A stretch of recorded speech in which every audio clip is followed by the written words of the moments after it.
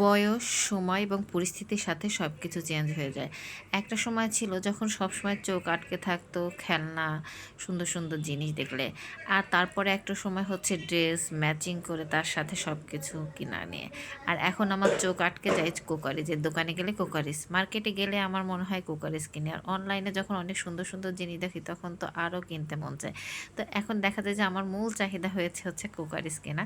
তো যখনই আমার হাজব্যান্ড আমাকে কোনো কিছু কিনে দিতে যায় তার কাছে আমার প্রথম আবদার থাকে যে আমার এই জিনিসটার শখ ছিল, আমাকে কিনে দাও।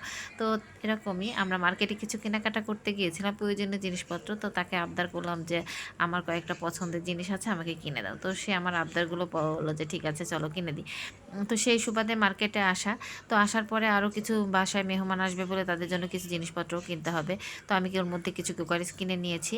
আর এখন হচ্ছে আমরা মার্কেটে চলে আসছি যে আমাদের কিছু শপিং আছে, সেই শপিংগুলো করব। এর ফাঁকে আবিয়া আর রাইফা হচ্ছে আইসক্রিম কিনে নিচ্ছে। তো এই যে আইসক্রিমের দোকানের সামনে আসলে যতই ঠান্ডা লাগা থাকুক আর যত সমস্যায় থাকুক আমাদের তো আইসক্রিম খেতে হবে।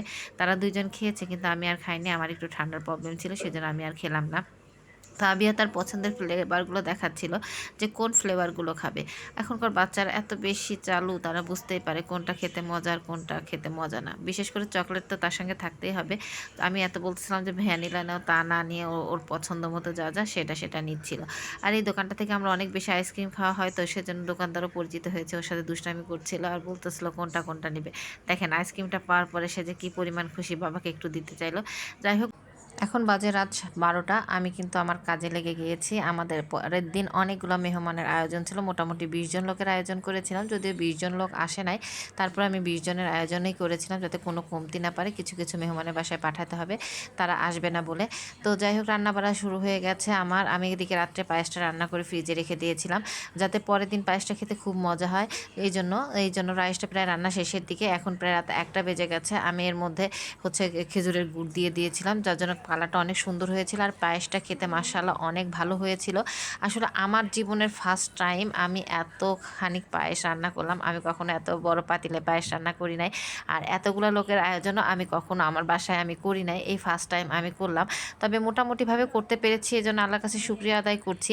আমার শাশুড়ি কিছু হেল্প করেছিল, আমার যে হেল্পিং হ্যান্ড ছিল সেও অনেক হেল্প করেছিল।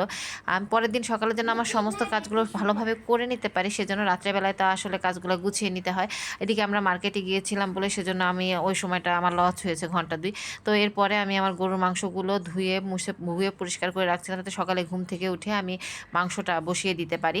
আসলে মেয়েদের যা কাজ আর কি, নিজের সংসারের কাজ গুছিয়ে নিতে হয়। আবার এদিকে রোস্টগুলো আমি লবণ দিয়ে মেখে নিয়েছিলাম। এটি হচ্ছে পরের দিন সকালবেলা।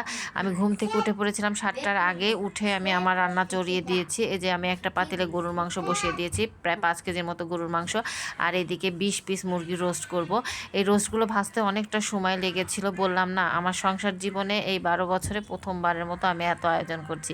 মায়ের বাড়িতে মাকে অনেক দেখেছি, আমার চাচাতো ভাই বোন ভাই যখন সবাই একসাথে হয় আমার আম্মা অনেক বেশি রান্না করে, তখন শুধুমাত্র দূর থেকে দেখেছি, নিজে কখনো করি নাই, এই ফার্স্ট টাইম করলাম। তবে আলহামদুলিল্লাহ আমি করতে পেরেছি, এজন্য আমার ভালো লেগেছে।